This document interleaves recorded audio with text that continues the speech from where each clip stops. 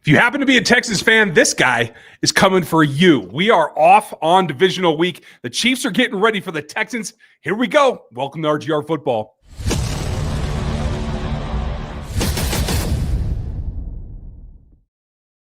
Welcome back in, everybody. We're brought to you by our friends over at BetUS. Make sure that you go use that code YouTube150 because that's how you're going to get 150% bonus at sign up 3 times up to $2K each. Get in the action over at BetUS. You will not regret it. We won't regret it either, as it is Monday Night Football, a playoff Monday Night Football about to start, and we are here to go through Q&A, get ready, do a little game reaction as we started last night. Welcome in. This is RGR Football. He's Dan Harms. I'm Ryan Tracy. This is what we do. Welcome to your show. It's a Q&A. You guys are going to ask the questions, and we're going to give you the answers, and we're going to do this as long as it takes or as long as it goes. Every Super Chat gets an answer tonight. And you might even get yourself a little bonus in the gear store if you want to get any of the MVP gear or the Rogue Nation gear Dan's got on. Get that as well. So I am pretty keyed up because it's been I think successful experiment last night. A lot of people liked that we did live reaction to a non-Chiefs game. So that was kind of fun. Hey, you know what? We are going to encourage to maybe do that again, you guys. So welcome in. Welcome, Jeremy, Thundarius, a lot of our regulars, John and Steve and Scott. Nice to see you guys. We are going to get to your questions momentarily, but I am just going to say for the record, I am actually going to take the Vikings tonight. I've been thinking about it on and off for the last few days as people have been asking me, make your predictions for the other games. I actually think the Vikings are going to pull out. I know Puka's due to go off, and I am playing him in my fantasy tonight.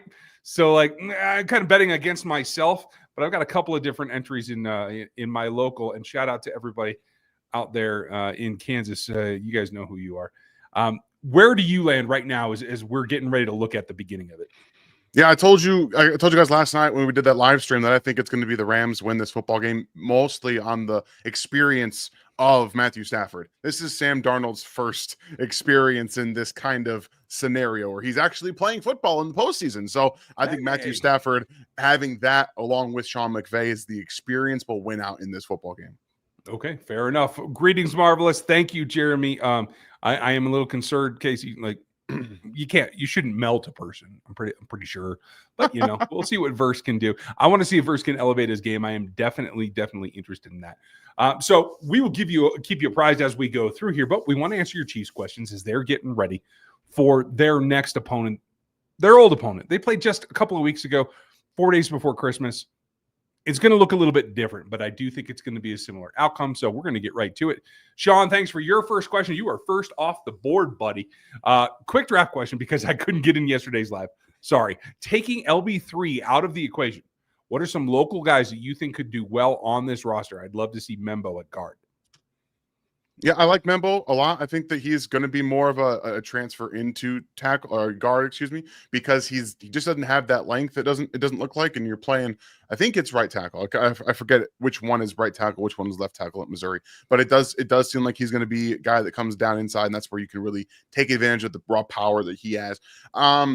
Devin Neal is still a guy I would like to see in Kansas City. I like what he brings, and I haven't done a ton of film on some of these local guys, but I believe Kobe Bryant, the cornerback at Kansas, is an underrated player in this entire class, and he would be another player also to look at for Kansas City in the secondary. Yeah, I really like him in this scheme press. He'll press more than he would in Kansas City, but he can play this. He's a little on the thin side, a little bit tough, but I've watched him for a couple of years, and I think it's doable. I think he can excel to the next level, and I like the edge that he brings, most importantly. That goes for Neil as well. So, can't hurt to have Jayhawk on the roster, folks. Yeah. I'm just saying. I know you Mizzou fans can feel me, right? Okay. Steve, after the Commanders game last night, would we consider double teaming Nico Collins to start the game and then readjust as the game goes on? Do you like that concept? Honestly, after watching what the Chargers were doing with Ladd McConkey against them, that's what I would do. I would just do reverse, be like, yeah, just make everyone else beat me. I'm fine with that. I have no problem if Dalton Schultz catches a 5-yard out. He's not going to make guys miss an open field. Again, I told you guys, I like Mechie. I love John Mechie. He still is not the player he was at Alabama. He's made some strides this year. he looks better, but he's more physical now. He's not necessarily the guy that had that quick twitch and the speed at Alabama. He's kind of lost a little bit of that. We'll see if that ever comes back. It's hard to know with, leukemia recovery and trying to get over cancer, what you're going to physically have and lose and things like that. So yeah, thank you, I sweetie. absolutely agree. I appreciate it. And she looks really happy in Vikings colors. I'm just going to say she's very tired. So she's having a little bit of some ups and downs this evening as she's go back to school. But as you can tell, she's pretty tired. So yeah, she's going to go get ready for bed. I know. Avery, Miss Avery, I like your picking, even if you're not the happiest girl. That's okay. I like the colors you're wearing. Good job.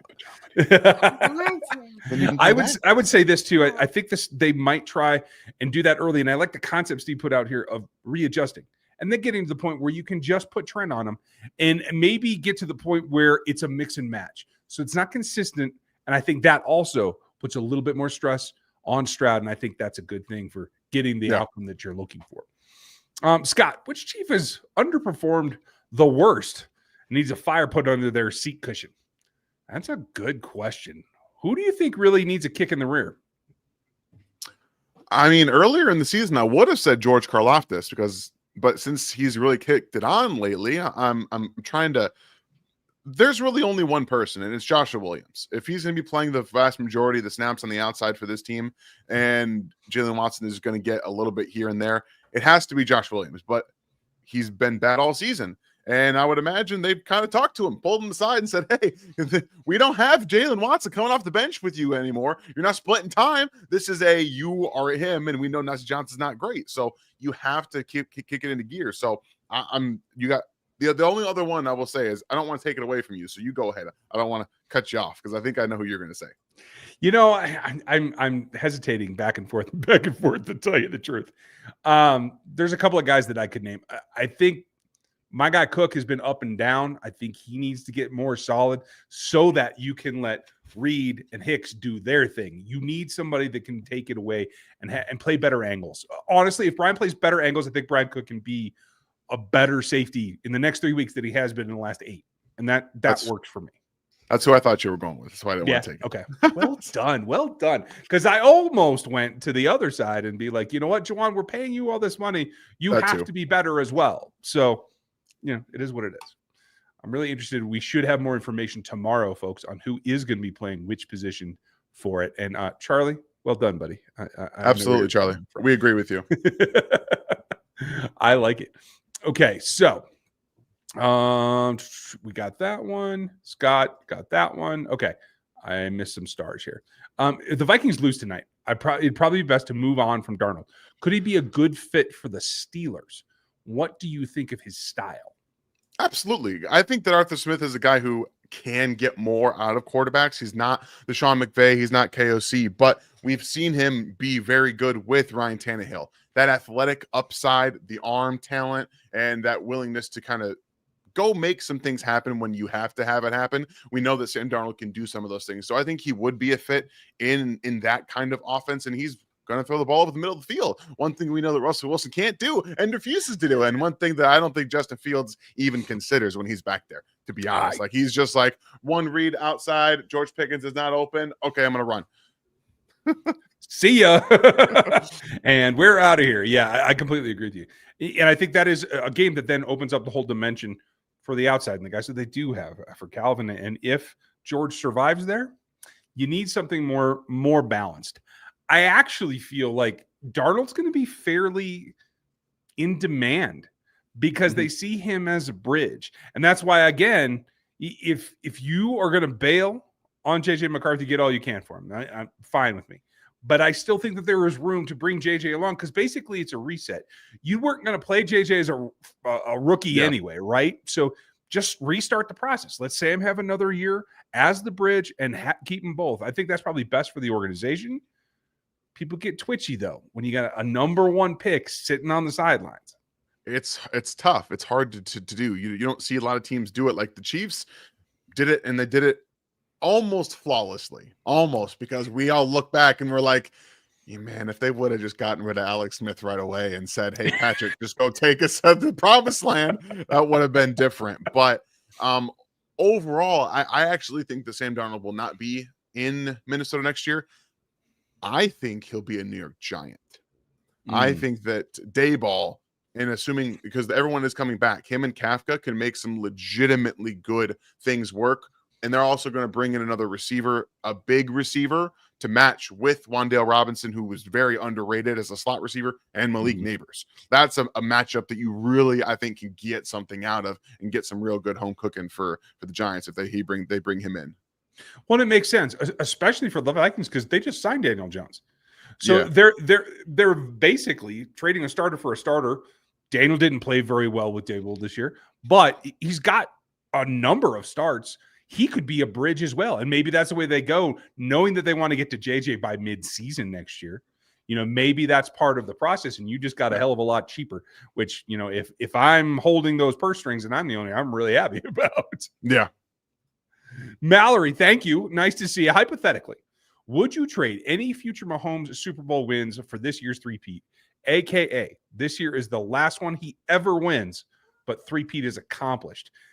Kit and caboodle. This year for everything in the future. Zero chance that I would do that. Zero chance. Yes, that it would be awesome to see. Yeah, he's a part of the greatest team that's ever lived. But then we have the next decade of Patrick Mahomes not winning a Super Bowl. No thanks. Not in the cards for me. Man, that's a tough one because the three-peat is so epic. It will change this dynasty, and this is a dynasty. It will change this dynasty's profile. But I still think one for what I think will eventually be possibilities of at least 3, 4. Yeah. I would not trade that either. Great question. And way to put us on the spot. Good job, Mallory. Appreciate you. Chris, thank you. Hey, thanks for being here. We couldn't be live if you guys weren't here live to be with us. So thank you. We appreciate it. Jeremy, outside of the left tackle, what's your biggest worry for Saturday?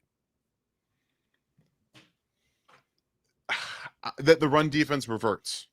I'll be honest. That's the only thing that I'm worried about because we have seen the Texans and now the Chargers run defense was not very good. And they didn't really start getting things going until the second half of that game. But when they leaned in on it, they actually ran what they wanted to run and it looked good.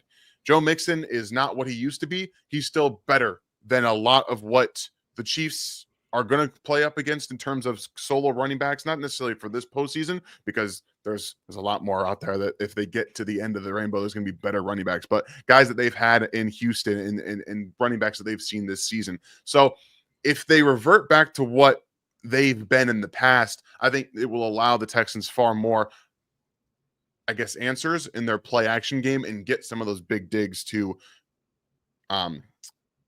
Nico Collins over the middle of the field and open up their offense a little bit more.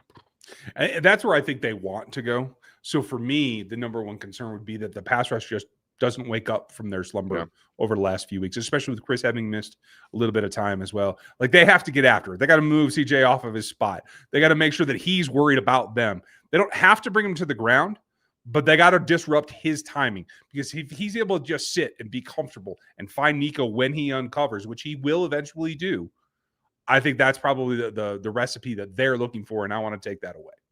Yeah, I'm with you. No way around it. Thanks, Jeremy. Great question. Bradley, nice to see you. So I saw Travis Kelce was on the Pat McAfee show about Rex Ryan, his negativity towards the Chiefs. And did you see it? And I'm not surprised at all. I did not see it. And Rex will throw some crazy crap out. That's part of the reason that I love him. I think it would be epic if he went back to New York. He feels that he's a shoo-in for the New York Jets job again, back to his old office. I think that would be asinine myself. I don't know why you would want to go back to work for Woody, and I don't know why Woody would want him back. It fell apart last time. And I still believe, as much as I love Rex is a defensive coordinator. Shouldn't be a head coach in this league.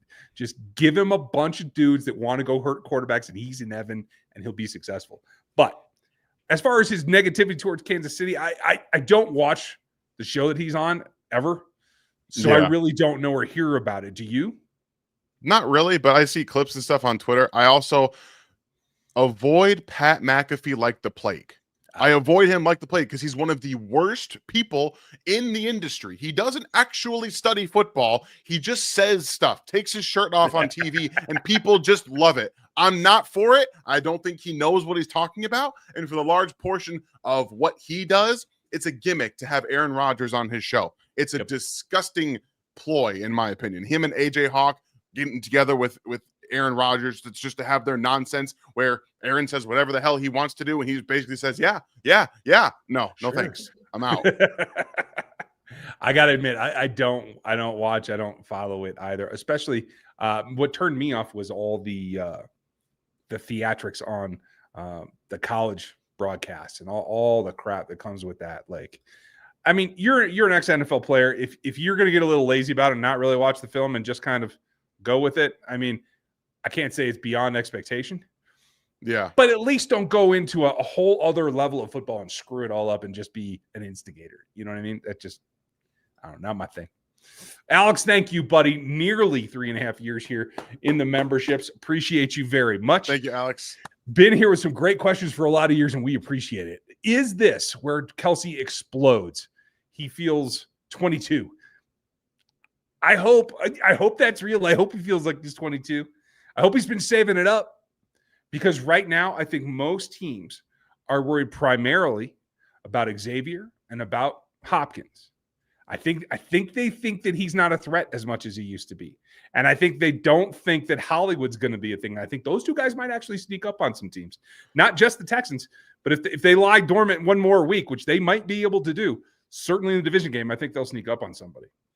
Yeah, I'm going to be interested to see how the Texans handle him, because one thing that I did see on a couple early I'm watching the Texans defense for you guys for a video on Wednesday, and one thing that I saw, sometimes, it wasn't all the time, but Azeez Al-Jair was kind of shadow coveraging Ladd McConkey. Obviously it didn't work all that often, but what I noticed is that on some times where he was closest to him, he would kind of shadow underneath. And if they do that with a guy that's not Travis Kelce, and you leave Travis Kelce one-on-one with anybody else, yeah, I'm throwing the football to him all the time. And I'm going to wait until you shadow coverage him. And then when you shadow coverage him, oh, Hollywood Brown's over the middle of the field. Oh, no, Noah Gray has a deep dig. That's the problem here, because the Chargers have one player. I don't know. They didn't care about Stone Smart catching passes, Will Disley. They dropped the football. Quentin Johnston had like 3 drops in that game. That's not going to happen. Like, this is not going to be the 2019 Chiefs team that allowed the Texans to get a 24-point lead because of all the drops that they had. It's not going to happen. So you got to do so much more. I agree. Looks like we're getting ready for the first possession here, folks. It is first quarter. So if you're watching live, let us know. We'll give you a little bit of reaction as we go through, since everybody seems to like that. We'll try to take it up a notch here. Yeah. Ryan, what do you think Spags is going to do? Comes to his defensive game plan. I'm pretty sure he's got unleashed. He's going to unleash some new things that he hasn't shown before. I like it against the Texans. I think he will as well, but again, I don't think it will be by design. I think he will come out with a base defense plan. Maybe it will be doubling first and then going to Trent. Maybe he'll let Trent take on Nico individually at first and then work in some doubles, because I think that does give you a little bit more appetite for some takeaways, which I do think he's pressing. But I don't think he's going to get blitz happy unless he has to. So he's going to see how the front seven get to the quarterback. He's going to see how accurate the quarterback is. They're going to hope that the linebackers are filling well and Mixon doesn't get on a tear.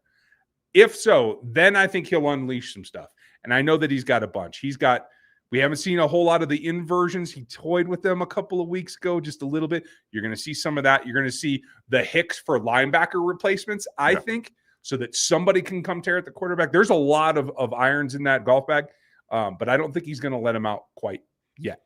But do want to make sure that you guys are aware that if you have a strong feeling about something and you want to get in the action, you can do it with our friends over at BetUS. The best way to get into the action is with BetUS and their deal with code YouTube150. You can start playing today with that exclusive offer. You can get into all the football that you want, whether it's this week's matchup for the Chiefs, whether it's getting into the season-long odds against Super Bowl, against the division. The Chiefs are heavily favored in a lot of those, but there are plenty of bets to be made. And you can do it all at BetUS, where you can get 150% of your deposit bonus up to 3 times and up to $2,000.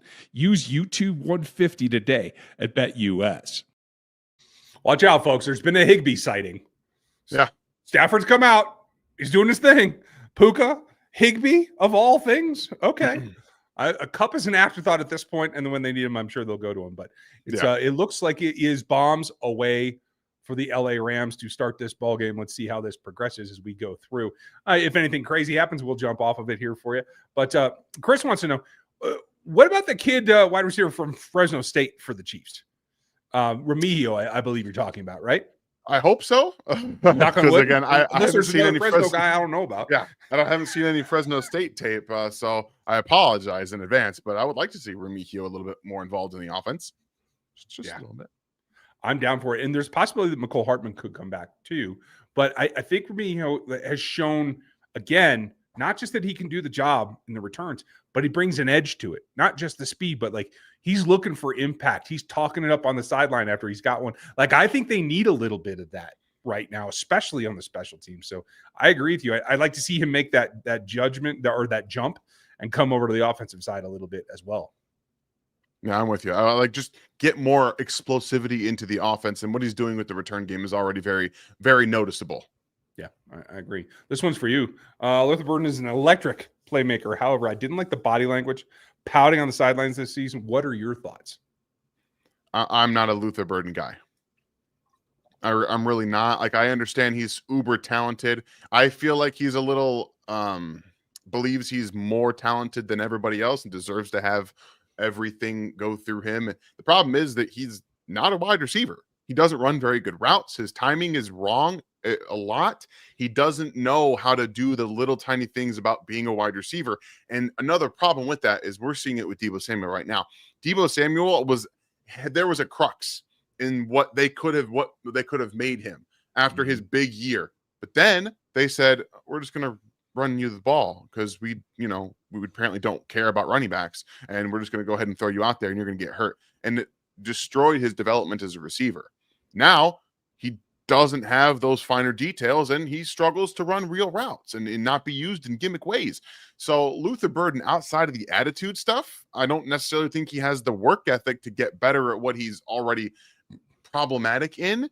But that's more of a process thing. I can't speak on it myself. I don't know him myself. I don't know his work ethic. All I know is what is showing on the field, which could also be offensive play caller driven, offensive design driven. There's more to it than just me saying, I don't like what I see on the field, because there's an entire second half of that side that I don't have access to. But what I see on the field, I don't like outside of the rare after the catch adjustment stuff that he has.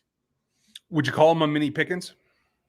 No, not in. I mean, you mean with attitude, mentality wise? Yeah, I don't know if I'll go that far, because again, I don't think it's that bad. I think it's more of maybe he expected to be better this year, and Missouri was not anywhere near. He also had Brady Cook throwing the football, and Brady Cook's not good. He's pretty awful. So there's a lot that goes into it. Okay, fair enough. Swag Boy, do you think this season is disappointment if KC doesn't win the Super Bowl? I mean, you got to set goals. You aren't always going to achieve them. If they don't win this Super Bowl, I will personally be a little disappointed, but I can't call it a disappointment after playing what will be back-to-back 18-plus game seasons, 19-plus game seasons. There is some point where there's a reason nobody's done it 3 times, you know?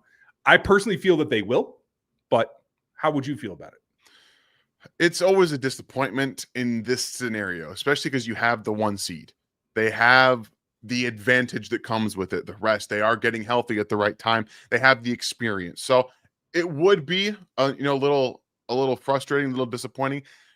Anytime that you make the playoffs with Patrick Mahomes, you don't win the Super Bowl, it's probably going to be a little disappointing. Like that's what it is. So yes and no, because I think that at a certain point it runs out eventually. And I don't think it's going to happen this year, but if it does, I'll be like, yeah, okay, I understand.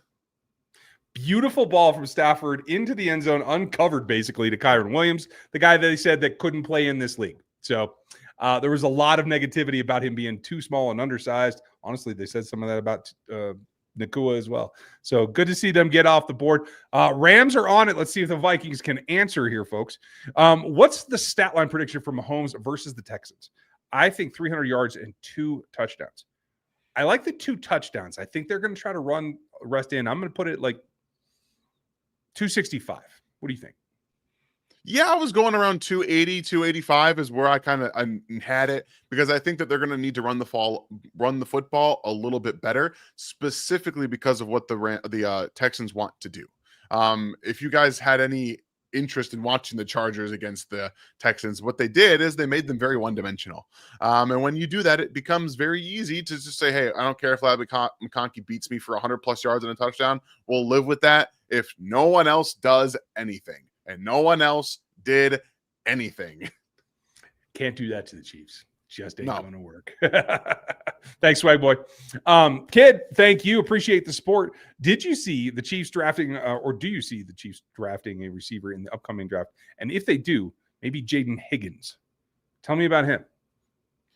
We talked a little bit about Jaden Higgins yesterday on the live stream about Iowa State running back, big guy. He's got great ball skills, underrated athlete in terms of for his size. Like whenever we say underrated athlete about bigger players, it's because they have good footwork, they run good routes, they have good space feel. So I like Jaden Higgins as a player in this offense. It makes a lot of sense because one, you'd have to be able to draft him, and then if you get DeAndre Hopkins back, you can say, hey, why don't you learn under DeAndre Hopkins for a year? Would that sound like a good idea to you? Yes. Why? Yes, it would. What a and then plan. you can have Jaden Higgins and Rashee Rice and Xavier Worthy for the future. That's setting up your quarterback and your offense for success. So I do like Jaden Higgins. I just think, one, this class is full of big wide receivers that are really good, that have underrated footwork and have good ball skills. They can get a lot of different guys in this draft. Higgins is probably going to be a day 2 player. I'm not sure they want to do that just yet. Gotcha. Okay, that's fair. I'm going to go back. I mistakenly clicked something. Thank you, kid. We appreciate your support. Kurt, what's Jalen Watson's status this week, and does he play against the Texans? We don't know yet. It is a possibility. His window is open. He can return anytime, but we don't know yet. I'm not sure we're going to know tomorrow either. We should have a couple of pressers tomorrow and actually hear from someone. I'm feeling more like if we find out, it won't be till Thursday. So let's hold tight. I think they may try to squeak by and not use him until the the championship game, and not use him in the divisional. You pretty much thought that yesterday, right? Yeah, I did. That's why I did. You turned my thinking on that. Well done. When the Bills and Ravens play, who gets the most beat up? Good question, Chris. I think it's the Bills that get more beat up because I think they're going to run right at them. Yeah, they're both going to try and run the football like a lot. Both teams want to do that. That's what you're seeing with the Bills with the 6 offensive linemen. So it's going to be just I think that the Bills defensive line isn't as good as the Ravens in a pound for pound sense, but they execute things very well. So it's going to be fun. It's going to be fun to see.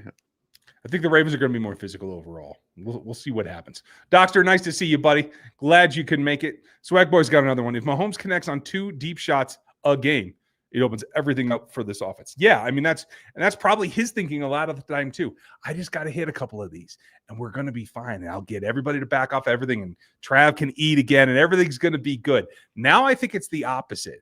I think they're going to dink and duck. They got to hit quick game. We're going to run it all down for you on Friday, so don't miss the game plan video because we will outline what has to happen. But now I think that they showed you, the best thing they've done this year is quick game, short passing, and they're going to lull somebody to sleep. I think it's going to be Hollywood that slips over the top of them because I don't think anybody is scared of Hollywood right now. Right. I agree with that. I think that he's kind of sliding under the radar, but we've seen the chemistry already there.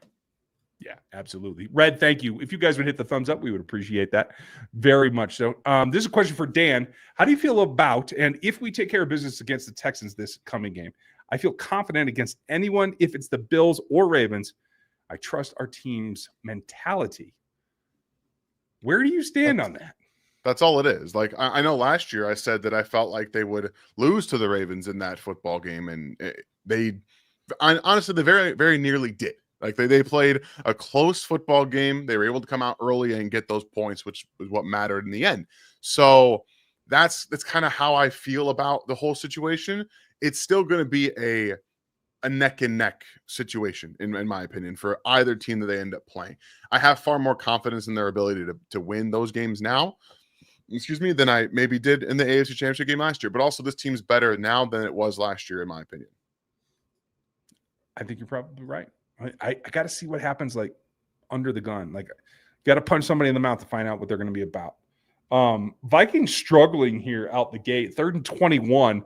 Sam drops back and gives you an underlook because they backed off of JJ. I don't like it. You got to press the ball deep there. They're going to punt. Kind of sucks. But, every now and then, you're going to get me with a Carson Wentz or a Sam Darnold. Anybody who's got a red beard sticking out of there who might look like it's my chin, like I'm going to be in their corner. That's just the way that I work. What is a good start for the Chiefs against the Texans? Honestly, it's taking the lead, taking that first drive, no matter what you are, even if you get the ball second, and just driving down with pretty good balance, run versus pass. And I think exploring where you want to attack so that you can then come back. 3rd drive, 4th drive, something like that, and just hammer them. I do think a good start does require taking a lead to the half. I don't want to see them playing from behind in this ballgame.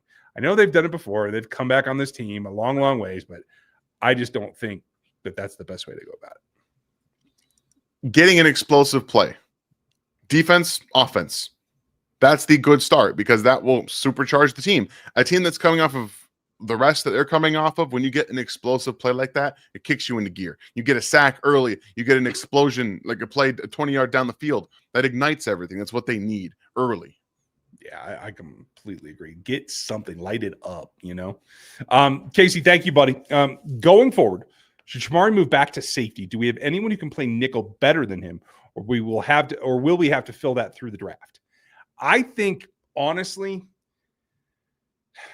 I would probably play the bulk and let it be CRW at this point because he's going to have some things that he gets taken advantage of. He does have some flaws, but I think you're going to get better play down to down with him in there and Trent on the outside than having to move Trent in for those teams that threaten from the slot predominantly. So I personally would do that, and I like Shamari in space. All the plays that he's made for this team, all the interceptions, all the big hits, they've come in space, not in tight coverage in man on a slot guy. So I do think he has better value when he's detached from the receiver. Yeah, I'm with you. He's best in space, like you said. He's kind of like it's like he's in between linebacker and safety. Like what he does best is just kind of tweener, which could be it's a tough situation to be in because that's one role that you're really good at, and then you can be exploited in other ways. True. Thank you, Casey. And if you guys want in the memberships like Casey, you can join in the join button right underneath Dan. That'll get you access. If you go up to the rookie level, you can get into all the behind the scenes stuff, all my game notes, all Dan's rants, a bunch of our insight off of the main channel that we don't put out in public just for our members. And you get in the Discord. Rogue Nation Discord is just for our members. So get in there, check it out. What would this Chiefs team be like with a 27-year-old Bobby Bell? It's a great question, Craig. And I am one who didn't get to watch Bobby play live. So, and Dan's half my age, so he didn't get to do it. But I mean, it's hard to do because it's eras, right? Like even saying put Derek on this team, what would happen? And personally, I'd love to see that.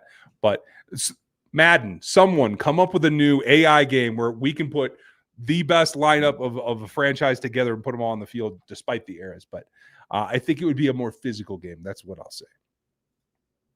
Yeah, I'm sorry, guys. I don't have a good answer for you. I just don't. I wanted to give you a shot just in case you had something. But well, it comes. DeMarcus Robinson sighting.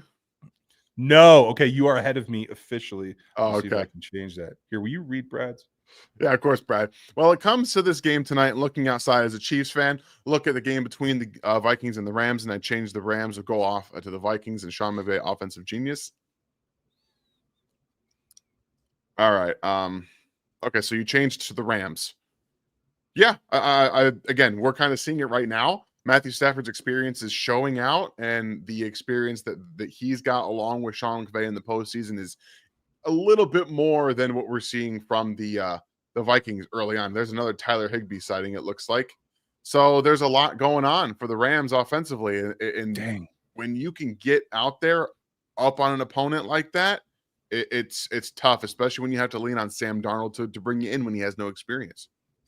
You're severely ahead of me. So I will just say this. I think it's a mistake on the Vikings part to play this soft zone stuff that we're seeing right now. And if you guys are seeing it, watch the left-hand edge of the screen because you're seeing those safeties back up and give them those windows because they're scared of JJ.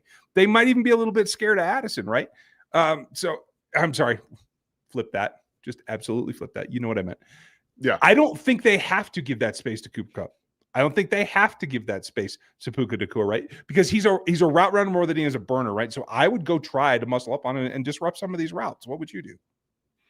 You have to, but the problem with that is, again, they don't want to get beat by a Puka Nacua down the field on a 50-50 ball because Matthew Stafford's willing to throw it.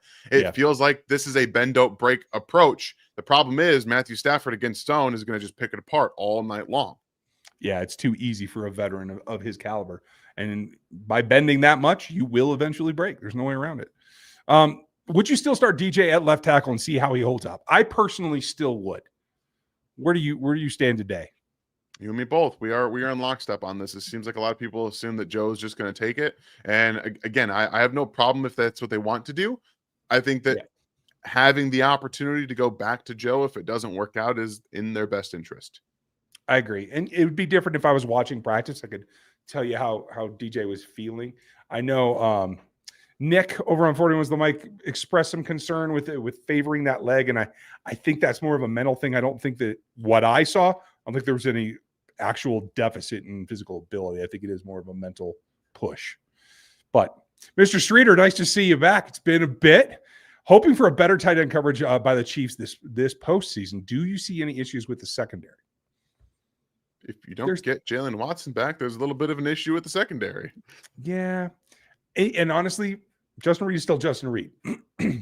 He will raise his game. He usually does in the postseason. But tight ends are, sometimes can bully him around.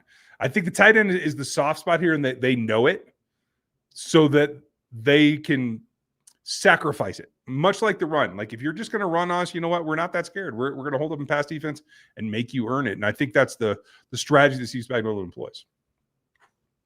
I am a little bit ahead of you, but I'm going to say it anyway. Kyren Williams just fumbled the ball again. But Puka Nacua was right there and picked it up. So they got lucky. Otherwise, that would have been going towards the Vikings. And he fumbles a lot. He rushes to the scoring format in fantasy. Do I get points for a fumble recovery? Okay, sorry. No, not for Puka. You don't, unfortunately. Actually, this is a really funky league. I think I actually. Oh, you might. Who does the Chiefs play this postseason? Nelson or Watson? Watson, if he's back, hands down, not a question to me. Yeah, it's going to be Watson over Nelson. He's got more experience. He's played better this year, and actually, he's played this year. Steven Nelson hasn't done anything this year, so yeah, there's that. Tight end screen for another big chunk. Dang, they just keep on rolling. I don't think that they will show much unless they need to. What do you think? Yeah, it's going to be. We'll do what we have to get a dub. They're probably going to try a lot of the stuff they did in the first matchup, and they're going to come out and say, "Hey, it worked last time. Let's see if we can do it again." And if it does, we don't have to do a damn thing for anybody to see anything next week. And the Rams and the Bills or the Ravens will be, "Oh, this is all new." Hell, we knew what we were doing the first time. Okay. If Nagy leaves with a job, who do you look for the OC outside of the Andy tree? That's a really interesting one because I don't think they'll go outside the tree. I think Joe Blameyer is your guy. But if they were going to look outside, my calf goes up for some jobs. I don't know if he's going to be retained, even if he doesn't take something else. I might try to look for that, to tell you the truth. I mean, he is the Andy Tree, right? Mike Kafka is the Andy Tree. Yeah, that's what I'm saying. Yeah. He's the only guy. The only guy I would outside look is like Ryan Grubb. Again, we talked about this a little bit after he was fired from the Seahawks, but there isn't enough to give me any suggestion to think Andy Reid would go outside like that. Yeah. Like I understand the question, Chris. I don't think Andy would ever do it. Yeah, that's kind of how I feel too. I like the Grubb idea though. That'd be really interesting. A little bit more innovation and back to Patrick having more options downfield. Will it be like a 65-35 split with Hunt and Pacheco in that order? Not sure if this has been asked. It's a very good question. And I do feel like it's going to be slightly in favor of Hunt because I think they're more reluctant, especially with rib injury, to wear Pops down. But I would think it's more a little closer to 50-50 would be my guess. You? I think you have to let Pacheco get back into Pacheco mode. I'll be honest. I think it needs to be closer to 65-35, but maybe maybe not 65-35, maybe 55-45 or 60-40. Kareem Hunt is the guy in short yardage and goal line situations. Better vision, and he can get that done.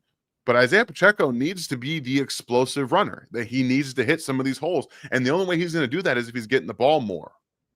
Yeah, he is a rhythm dude. He needs those touches. That's a great one. We're lined up here for a field goal for the Rams to take a 10-0 lead. Let's see if he can do this. He did. You know, I shouldn't be surprised. I'm just prepared for a doink at any possible moment. Yeah, right. We've already had multiple of them. It is what it is. So it is 10-0 Los Angeles Rams out there in State Farm in Arizona. So for any of you Arizona fans they're watching this instead of that game, sorry you couldn't get tickets.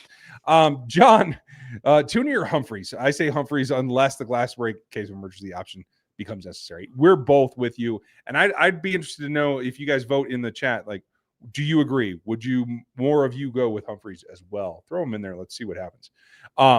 Bradley, I do understand Dan's perspective on the running back position about Neal from Kansas. And I feel 50-50 drafting a running back. I think the Chiefs, we need a defensive tackle. Yeah, absolutely. I think it's going to be one of my probably top 2 needs, if not top, right?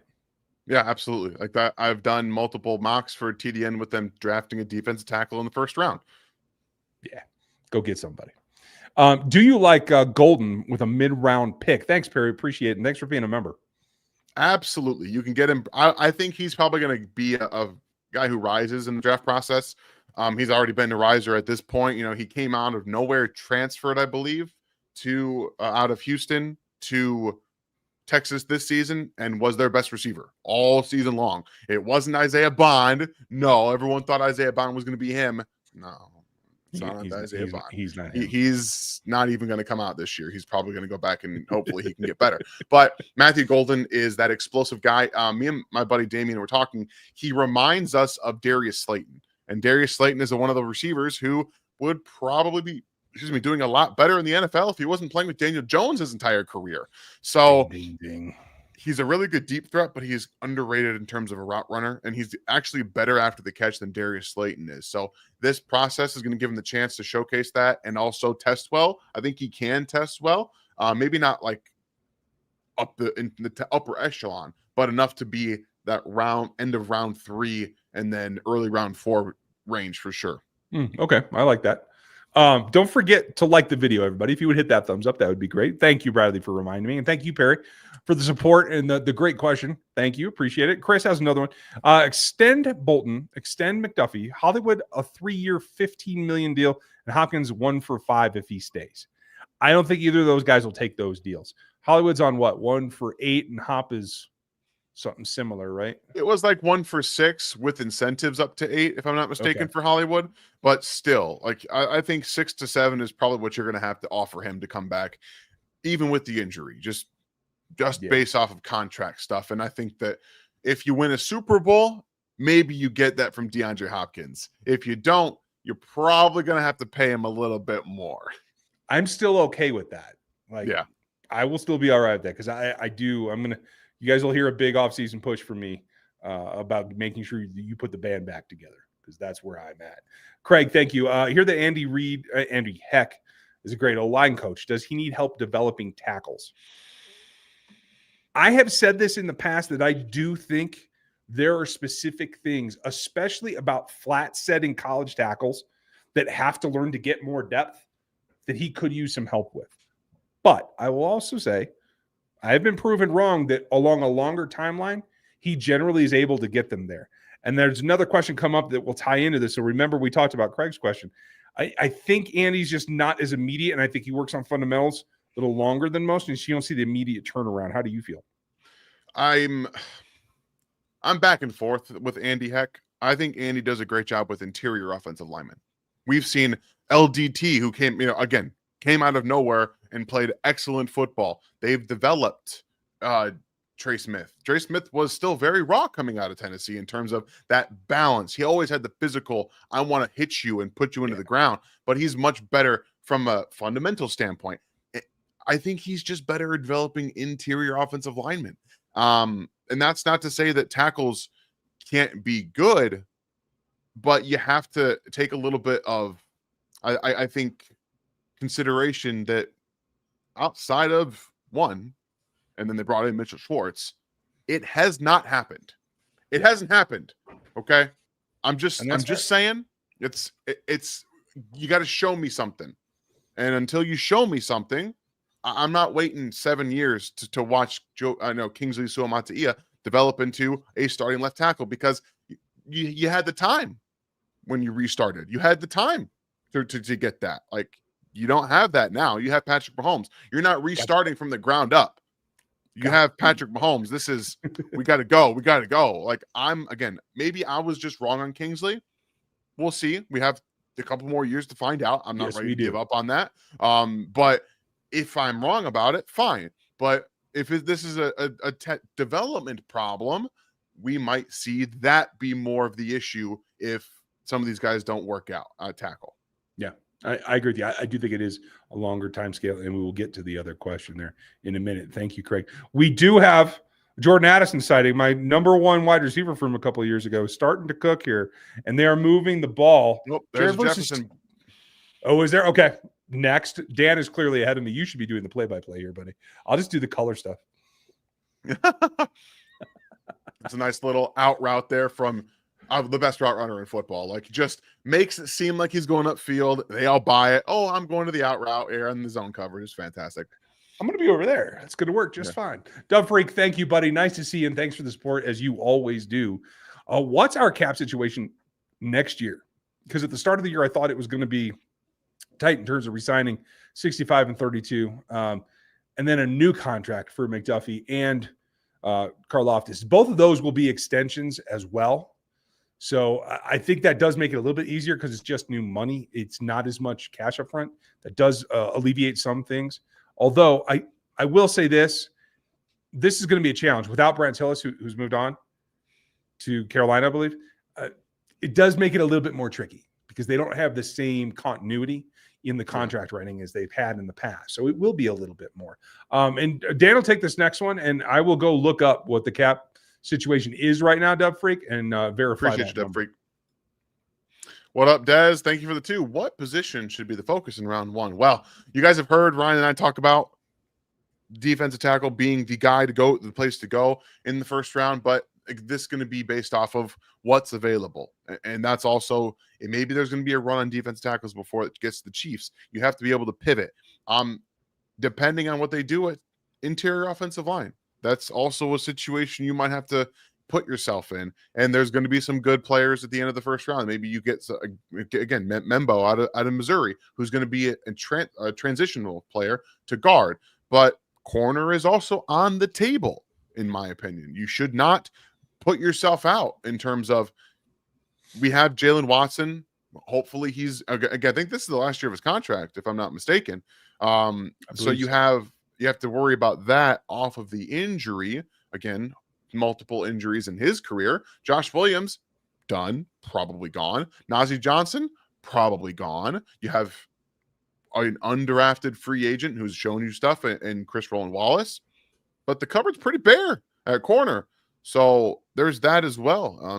There's going to be some safety prospects as well. So there's going to be a lot of different. It's going to be very movable what they can do in the draft at the end of the first round. And they like it that way. They'll attack something with free agency before the draft, so they have a couple of outs. But I will say this.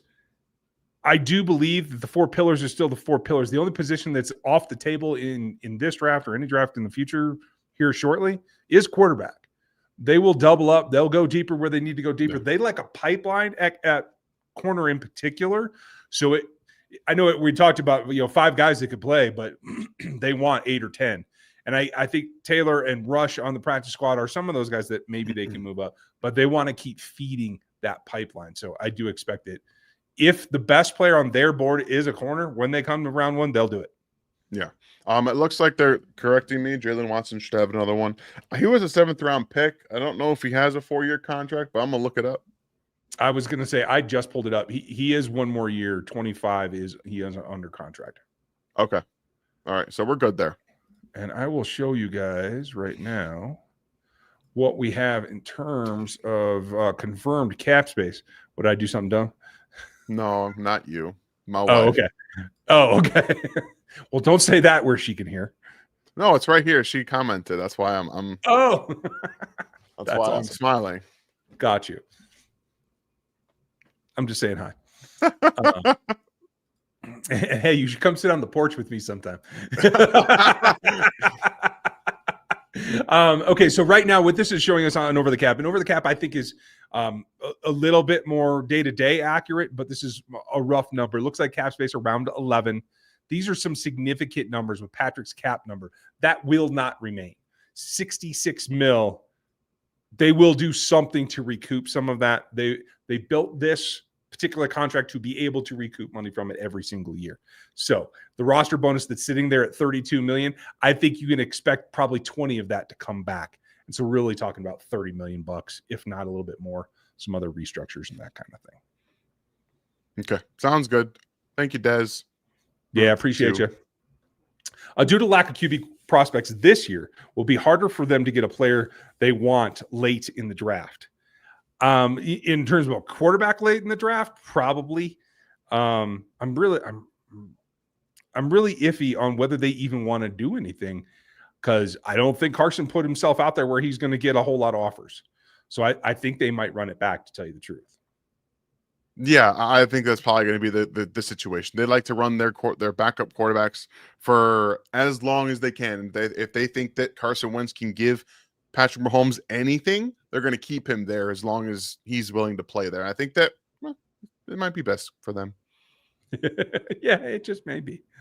All right, folks. I know we're coming up on the hour. It is now 10:03. Decent start for the Vikings, but they got a ways to go, Sam. Let's get your act together there, pal. And this is what I do, folks. If you don't get to watch ball with me, I talk to the players as though they can hear me. I talk to the TV like it can hear me too. I also yell at the announcers when they say something stupid. So you can imagine how often I'm yelling at the TV because they're morons. And that's why I don't watch Joe Buck, period. That's it. Dub Freak, thanks again, buddy. Also, if we don't make the Super Bowl, could or should we trade some people to do a soft reboot like they did with Tyreek? I mean, maybe, but I'm having a hard time finding who you're going to trade, because I don't think you're giving up on Karlaftis or McDuffie. Those are your best two young players in my mind. You tell me if you disagree, Dan. Nobody's coming for the rookies yet, so I don't think they hold much value, and I don't think you can trade. Jawan Taylor's cap number is $27 million next year. You're not getting rid of Chris Jones or Patrick. Joe Tooney's going to be 26. If he comes back, which I think is a possibility, given how well he's played this year, I think he'll restructure yet again. His base is 15. I don't see anything tradable. Do you? It's tough to trade, especially when you're in this scenario. No one's going to want to help you out with the contract. Like, they're going to force you to eat money, and no one's going to be trading for Jawan Taylor at this point. Like, that's just not going to happen. And the bad money that you have on the roster, sometimes you have to just go until it doesn't matter anymore. And Jawan Taylor's probably going to be in Kansas City next year, starting right tackle. You hope that he can play better, but that's what it is. You make these bets. You make bets. They made a bet with Frank Clark. And Frank Clark in the postseason was Frank Clark. That's what we know him for. We don't care about what he did in the regular season, and we don't care about the money anymore. You want to know why? Because they won a Super Bowl, and his mentality helped them do it. Okay? So if there's anything you can hold on to, it's that Jawan Taylor, maybe in this postseason, maybe next postseason, he does something to make everybody forget about the money that was invested, because it's already done. It's already over with.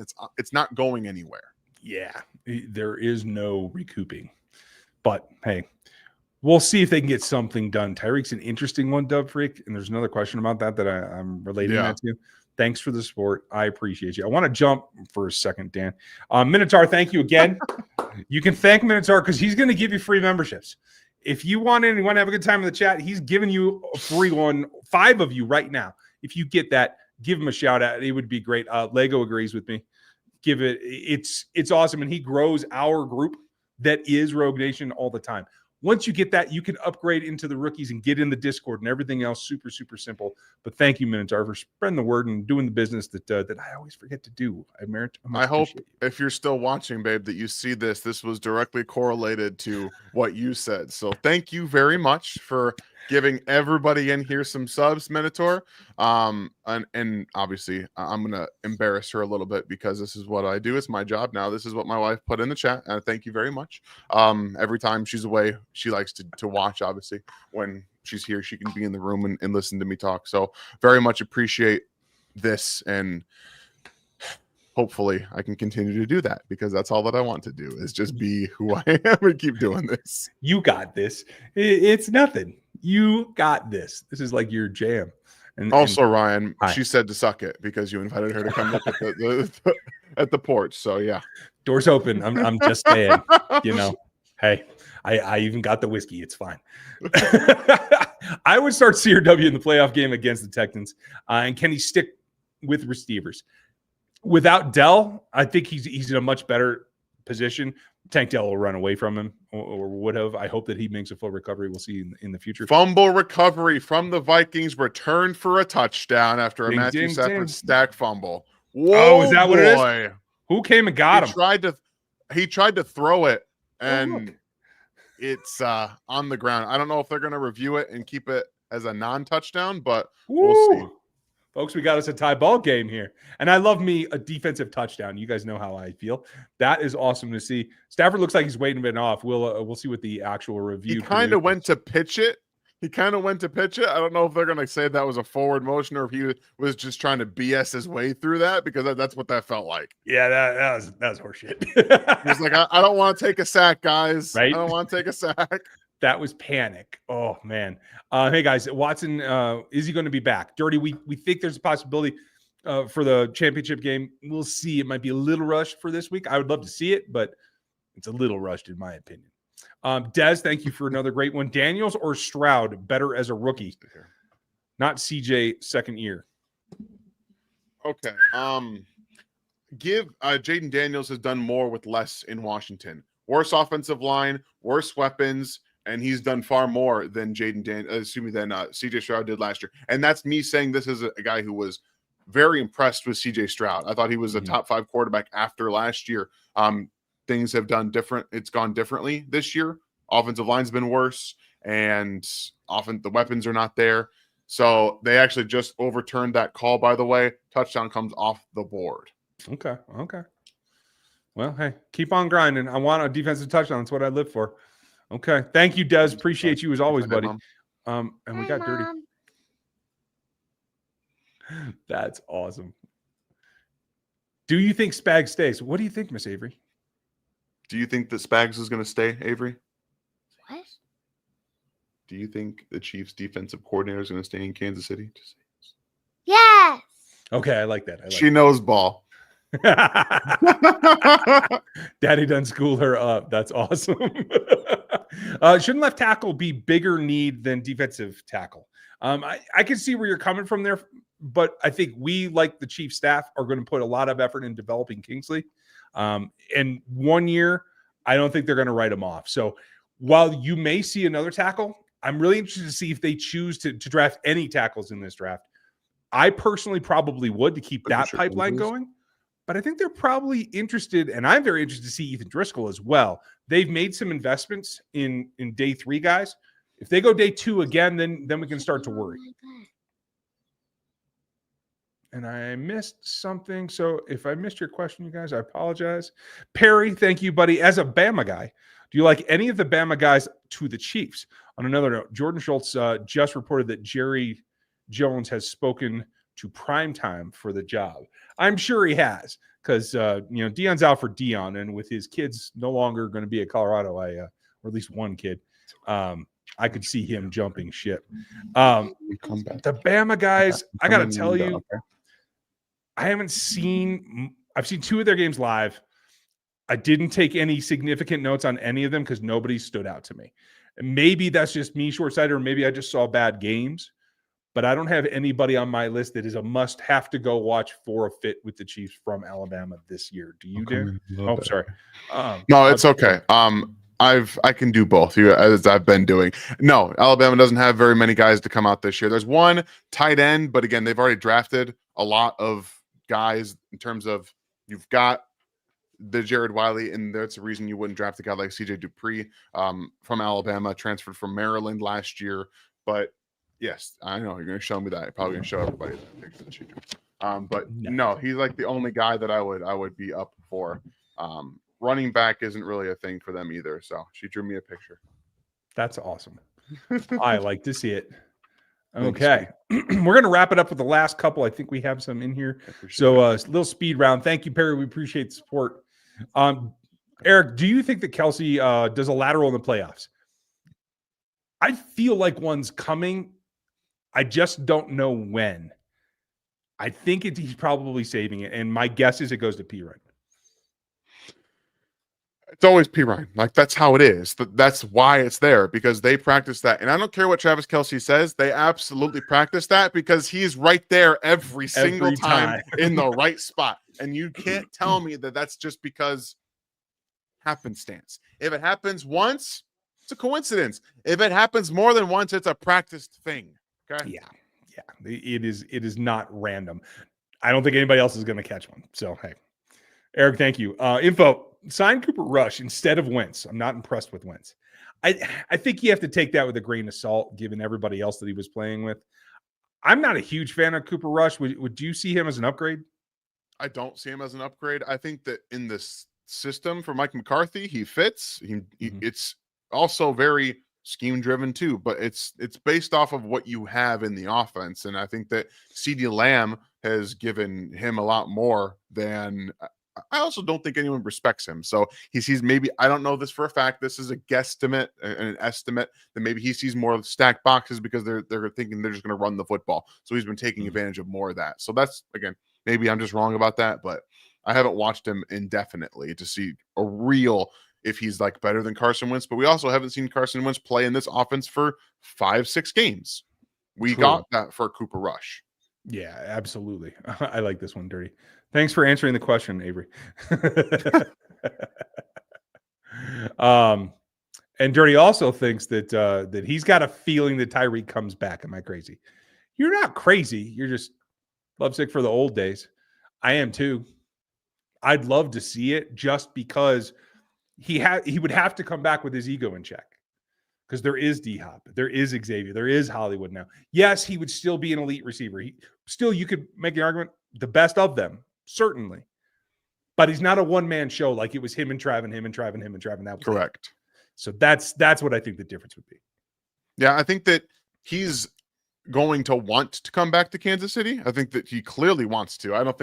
I think as soon as they won 2 years ago, he was like, damn it. I thought that when I left, they'd be done. And that's been the exact opposite, because they've only known Super Bowls since Tyreek Hill left town. And he's getting a little frustrated in Miami because they can't make playoffs and they can't win playoff games. He got trounced in Arrowhead, his former backyard, in the playoffs last year. And then he couldn't even make it this year. But he keeps saying Tua was the best quarterback I've ever played with. Stop it. Just here to piss people off. All right, we're going to wrap with this one. Thank you, Daniel. I got to ask, should we try to trade for another defensive lineman like Thibodeau or Walker, and with Chris not getting any younger, and give Kingsley another shot at tackle? Yes, Kingsley will definitely get another shot.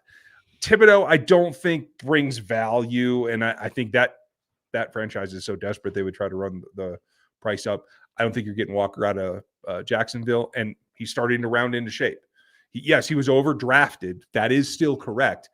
But he has reached his potential. Honestly, the floor of his potential on my book. I just wouldn't have spent the first pick on him is the only thing that I had a problem with. Another sack for the Rams there against Sam Darnold. That's already 3 on the day for the Rams. It's good. No, it wasn't verse. I'm waiting for a verse sack as well for one of my underdog tickets. But I think Thibodeau is an interesting one. But he's got some of the small man syndrome as well, where he thinks that he's better than he has been to this point in his career. I was a big fan of him coming out too. And New York is probably best served keeping them on the roster with Brian Burns next year. So I also don't think if you have Spags as your defensive coordinator that you should be trading for high-end defensive ends. There's no reason to, because he doesn't care. He's not going to use them. No. If you are a one-on-one elite pass rusher, especially if your game is speed, he doesn't need you. It makes me cry sometimes, but it's the truth. Makes me cry all the time. I cry about it all the time. Folks, we're going to leave you. It is 10-3 Rams with 12 minutes left. I hope that you enjoy the rest of this game. Like, sub, hit the bell. Check out our friends at BetUS. Watch out for the underdog code. It's coming later in the week. Our other primary sponsor for the postseason is Underdog. We're very pumped about them. If you want to get on daily fantasy sports, check them out. If you want the sportsbook, get on BetUS. We have a lot coming for you. Dan's got a preview film room, which I love doing. So he's scouting ahead for you for this matchup. I will have my thoughts for tomorrow, and hopefully we'll get a little feedback from Andy Reid tomorrow as well. So watch out for that. Thanks for being with us tonight. Dan, you're doing an admirable job. You are the man, and I'm going to give you the kudos that you deserve so you can get out of here and do one less thing. I appreciate it. It's a joy, honestly. It's not the easiest thing to do, but once you figure it out, you just kind of manage. And you guys are always so accommodating. Like you guys let me kind of mute myself and address what I have to address over here and do what I have to do otherwise. So I appreciate all of you here as well. I wouldn't be able to do it if I didn't have the fantastic support system that I have. And then you guys make that possible on top of it. So thank you very much. I'm a little jealous. I can't. My kids are, teenagers. I can't get them to come on camera now. So they're just trying to live up to Avery. So you guys have a great night. We will see you tomorrow and the next day and the next day and the next day. And then we got a game day. So get ready. Have a great one. We'll catch you next time.